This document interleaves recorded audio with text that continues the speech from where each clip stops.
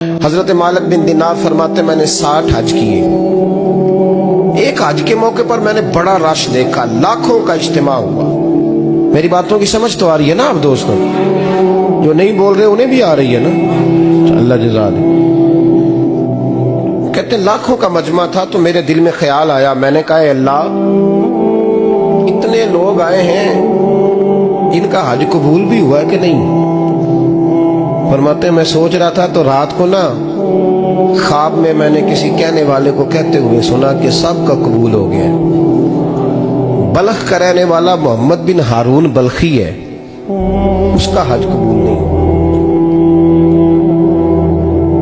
फरमाते शहरों के अलग-अलग खेमे लगते थे। अब भी आप हज करने जाएं तो पाकिस्तानियों की रिहाइशें अलग होती हैं, इंडियन की अलग, बांग्लादेश के अलग, मिस्री, यमनी, सब लोग अलग-अलग रिहाइशें होती, झंडे लगे होते हैं मुल्कों के। कहते मैंने सवेरे उठ के ढूंढना शुरू कर दिया, ढूंढता हूँ वो बंदा मिले। कहते जहाँ बल्ख शहर के लोग रहते थे वहां चला गया तो मैंने लोगों से पूछा तुम में मोहम्मद बिन हारून बल्खी कौन है? लोग कहने लगे वो तो बड़ा नेक आदमी है, परहेजगार है, बड़े भोले भाले, बड़े अल्लाह वाले, रियाज आपको बस हम ही जानते, वो तो बड़ा नेक है, परहेजगार आदमी। मैंने कहा अच्छा कहाँ है?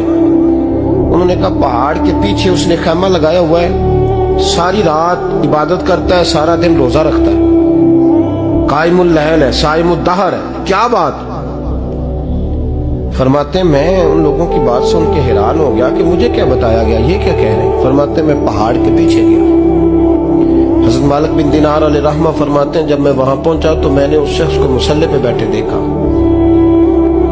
कसरत इबादत के आसार उसके वजूद पर नजर आ रहे, सीधा बाजू उसका कटा हुआ था। फरमाते 2 रकते मुकम्मल करके ना मैंने उसे अस्सलाम वालेकुम कहा तो मुझे कहने लगा वालेकुम सलाम, आप मालिक बिन दीनार हैं? मैंने कहा बड़ी इसकी फिरासत है।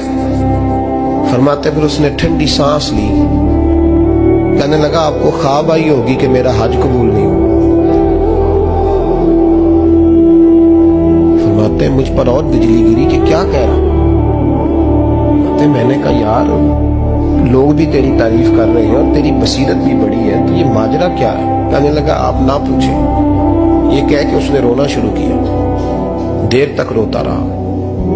मैंने कहा नहीं यार तू बता। कहने लगा नहीं आप ना पूछें, आप नाराज हो गए। मैंने कहा मैं नहीं होता, तू बोलना। कहने लगा हुजूर 24 साल हो गए मुझे हज करते हुए, 24 साल, 24वां हज है मेरा, और हर साल कोई अल्लाह का वली आके बताता है कि जा चला जा तेरा कोई नहीं कबूल हुआ।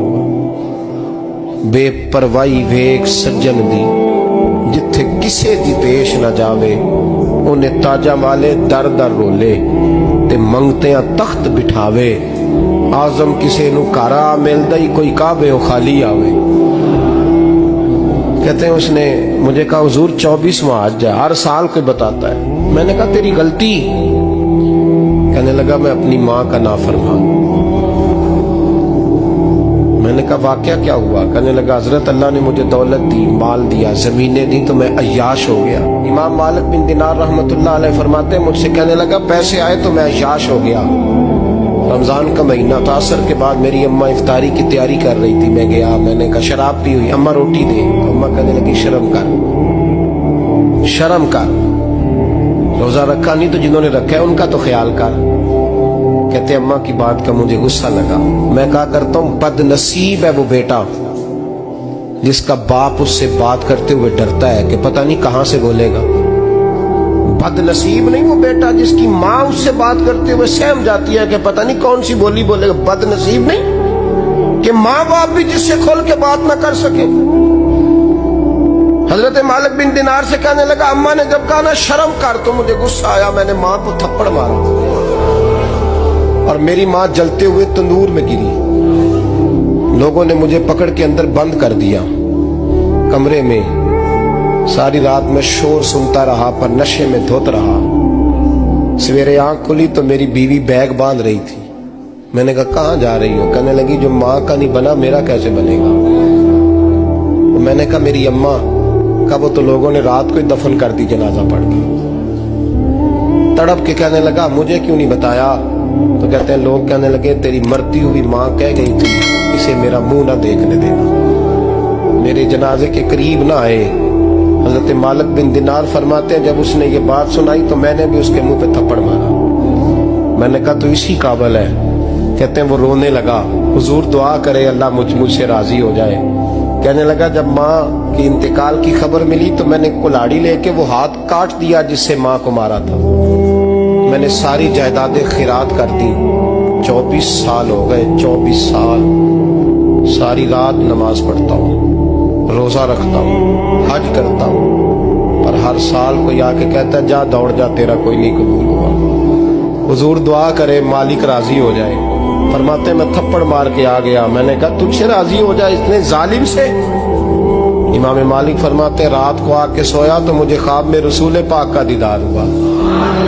तो नबी पाक अलैहिस्सलाम ने फरमाया मालिक तू उसे मायूस क्यों कर आया है? अल्लाह तो बड़ा मेहरबान है।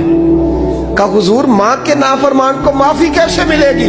तो इमाम मालिक फरमाने लगे नबी करीम ने फरमाया जा उसे जाके बता दे तुझे कयामत में तेरी माँ की वजह से बख्श दिया जाएगा। कहा हुजूर अम्मा की वजह से किस तरह?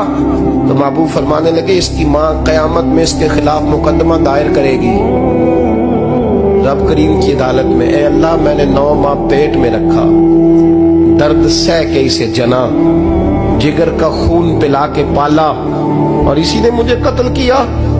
रब करीम इसकी माँ का मुकदमा सुन के कहेगा उठाओ इसको दोज़ख में फेंको, इसने माँ जलाई थी इसे भी जलाओ। महबूब फरमाने लगे जब पकड़ करके मालिक उसको मोहम्मद बिन हारून को लोग ले जाएंगे ना जहन्नम की तरफ,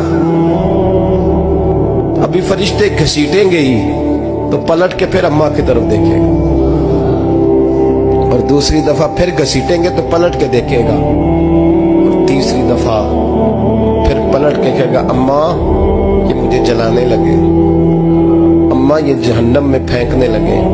मेरे हबीब फरमाने लगे वो जल के मरने वाली माँ वहां भी बोल पड़ेगी, कहेगी या अल्लाह चल मैंने माफ किया तू भी माफ कर।